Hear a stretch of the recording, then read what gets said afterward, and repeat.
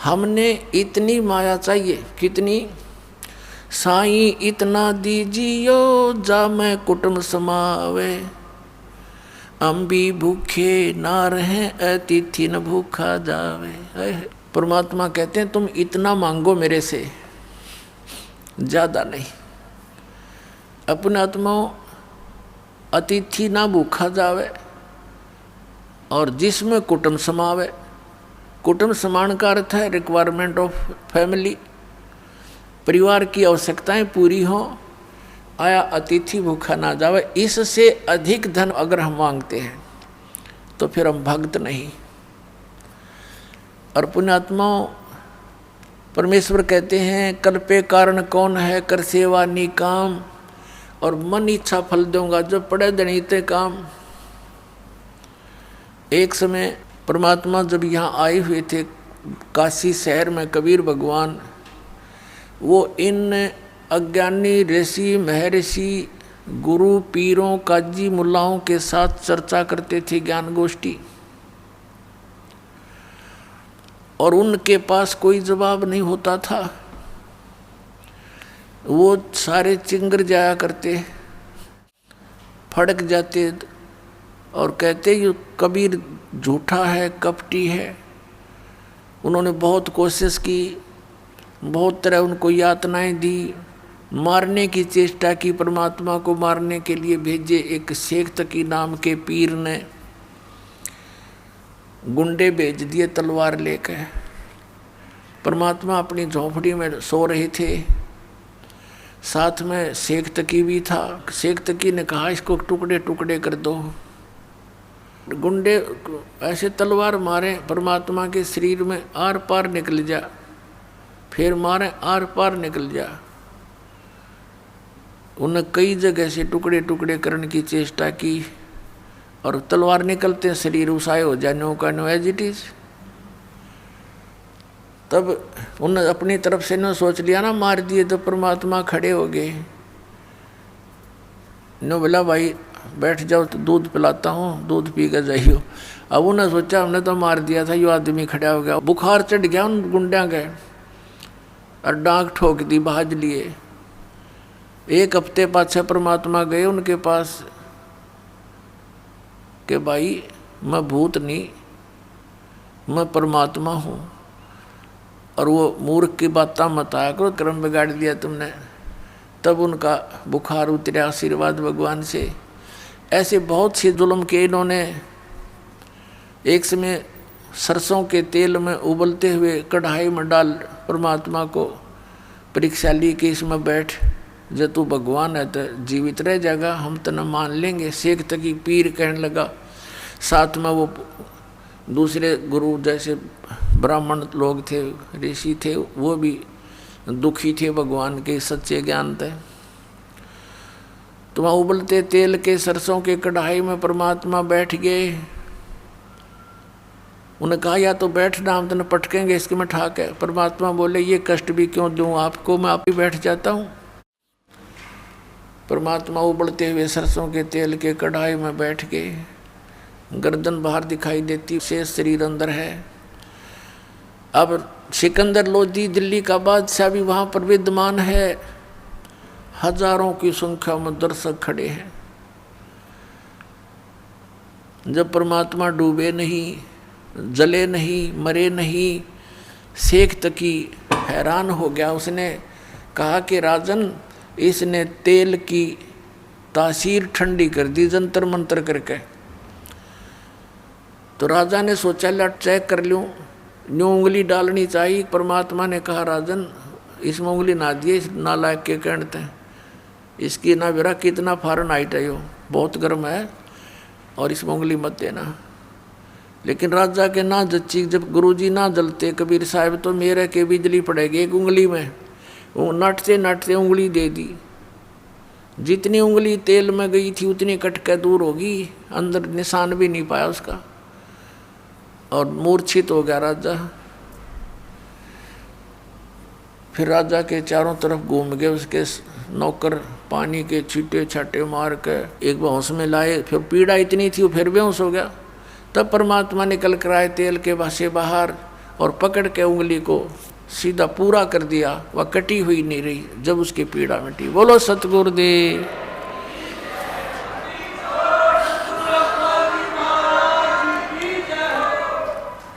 तो उस समय परमात्मा ने खड़ा होकर के सत्संग किया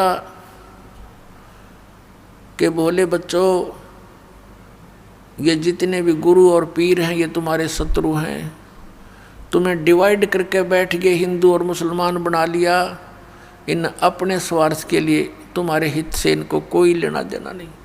तुम मेरे बच्चे हो, तुम एक पिता की संतान हो, हिंदू और मुसलमान अलग अलग नहीं हो। ये तुम्हारा भूल डाल रखी है इन अज्ञानियों ने। तो इस तरह काफ़ी देर सत्संग किया। लोग उस चमत्कार से प्रभावित होकर के कई हजारों ने परमात्मा का उपदेश लिया, दीक्षा ली, शिष्य बने। और भी बहुत सारे ऐसे लीलाएं परमात्मा ने की। अब जैसे इन्होंने क्या किया कि भी ना तो यूँ मारे तो मरता, ना यूँ ज्ञान में हारता। अब इसका क्या करें? वो सारी मजलिस हुई, उनकी मीटिंग करी किसने? हिंदू और मुसलमानों के गुरु और पीरों ने। उन्होंने के स्कीम बनाई कि एक झूठी चिट्ठी डाल दो सभी संतों के डेरों वालों के पास कि अभी कबीर भंडारा करेगा और 3 दिन का भंडारा होगा। प्रत्येक भोजन के बाद सबको एक असरफी यानी 10 ग्राम सोना और एक दोहर होती थी, बहुत अच्छा कंबल टाइप समझ लो। उस समय का सबसे उत्तम जो कंबल समझो वो दोहर होती थी। एक दोहर देगा, एक असरफी देगा, जितनी बार भोजन खाओगे, ऐसा लिख दिया। अब वो लालची माया के पुजारी, वो मंडलेश्वर, उनने सारे अपने शिष्य साथ ले लिए, छोटे बड़े रोगी कोडी जो भी थे उनके आश्रम में, और कहा सब लाल कपड़े पहन लो, साधु बन जाओ। और चल पड़े। किस लिए? कि ये सभी जितनी बार भोजन खाएंगे उनको दोहर मिलेगी, असरफी मिलेगी। वो मुखिया के पास जमा कराते हैं। फिर वो सारे, वो मुखिया ना अपना ये लालच सोचकर सारा ना खिलाया। तो वहाँ काशी में निश्चित तिथि रखी हुई थी, जो सभी इकट्ठे हो गए। 18 लाख ये नकली संत पंथ सारे आगे। अब सुबह सुबह आदरणीय रविदास साहिब जी, जो अधिकतर परमेश्वर कबीर जी के साथ रहा करते थे, वो अपने घर से आए। उसने देखा भी आज इतने महात्मा कैसे इकट्ठे हो गए हैं। उनसे पूछा कि महापुरुषों कैसे आगमन हुआ आपका? तो वो कहने लगे, अरे तुम काशी वालों कौन सी दुनिया में रहते हो, तुम्हें पता नहीं हम इतनी दूर से आ गए हैं। तुम्हें नहीं पता कि एक कबीर नाम का कोई दुल्हा है और वो भंडारा कर रहा है, 3 दिन का भंडारा है। रविदास जी तो शक पके रह गए कि भगवान ने मेरे आगे जिक्र भी ना कराया। वो जान गया कि इनकी चाल है कोई। रविदास जी ने पूछा भी कोई प्रमाण है तुम्हारे पास? उन सब ने वो झूठे चिट्ठे दिखा दिए। ये देख ले, हम वैसे थोड़े आते हैं। रविदास जी चले थे फ्रेश होने के लिए। अब कहा कि फ्रेश हो थे, वो तो सट्टी पिट्टी गुम होगी कि न जुल्म कर दिया। यो नया बखेड़ा और तैयार कर दिया भगवान के लिए। पहुंच गए परमात्मा की झोंपड़ी पर और कहा, भगवान अब तो काशी छूटेगी अपनी, अपन काशी त्याग कर जाना पड़ेगा। परमात्मा बोले, क्या हो गया ऐसा? रविदास जी ने बताया कि गिनती नहीं इतने व्यक्ति आए हुए हैं, साधु संत, और सबके हाथ में चिट्ठी है कि कबीर भंडारा करेगा, 3 दिन का भंडारा होगा, मोहर असरफी प्रत्येक भोजन के बाद देगा। और ये माया के पुजारी सारे इकट्ठे हो गए। भगवान सारी काशी के अंदर वो साधु साधु दिखाई देते हैं। परमात्मा कबीर परमेश्वर जी कहते हैं, सोचल सीधर मैं करूं। कहने लगे, रविदास जी आ जाओ, बैठ जाओ, अंदर बैठ जा मेरे पास। अंदर से कुंडी ला ले आज सांकल नहीं खोलेंगे। और भाई ऐसा करूँगा, रात्रि में अपने बच्चों को, अपने माता पिता को लेकर मैं चला जाऊँगा बाहर, ये नहीं जीने देंगे रविदास मेरे को। पुण्यात्माओं, कबीर परमेश्वर के अपने बच्चे नहीं थे, ना उनकी कोई शादी विवाह हुआ था। 2 बच्चे इस शेख तकी की फड़क निकालने के लिए और इस उद्देश्य से कि ये शायद मान ही जावे, इसलिए एक लड़का और एक लड़की 12-13 वर्ष के ये मुर्दे जीवित किए थे। ये कथा सुनाएंगे क्योंकि आज प्रसंग वो भी चला है, पहले ये पूरा कर लेते हैं। और माता पिता उनके नहीं थे, क्योंकि वो नीरू नीमा उनको कमल के फूल से उठा कर लाए थे। रविदास जी बैठ गए, परमात्मा भी बैठ के माला लेके कोने में, अकबर भगवान ने याद करे रविदास जी, परमात्मा आपत्ति टाला करता है। पुण्यात्मा हमारे लिए उदाहरण है कि जब ऐसी कोई समस्या हो तो भगवान ने याद कराया करो। रिश्तेदार कुछ नहीं कर पाओगे उस समय आपकी, ना कोई और मदद कर पाओगा। कबीर परमात्मा बैठ के माला लेकर और उधर से पहुंच गए सतलोक में। एक रूप में बैठे रविदास जी के पास ऐजे जुलाहा कबीर, दानक कबीर, और वो परमात्मा कबीर अन्य रूप बनाकर सतलोक में पहुँचे। यहाँ से जाने से पहले ही वहाँ टेलीफोन कर दिया भगवान ने, कैसे ऐसे तैयार करो, भोजन तैयार करो इतने व्यक्तियों का। जब परमात्मा वहाँ पहुँचे सतलोक में, उसी समय कहा कि हे भगवान, आपके आदेश अनुसार ये सब तैयार कर रखे हैं और ले चलो, हम भी साथ चलते हैं आपके। 9 लाख बैल बनाए परमात्मा ने उन्हीं ऊपर की आत्माओं के, और उनके ऊपर जैसे गधे पर बोरा रखते हैं, थैला, उसमें सामान रख देते हैं।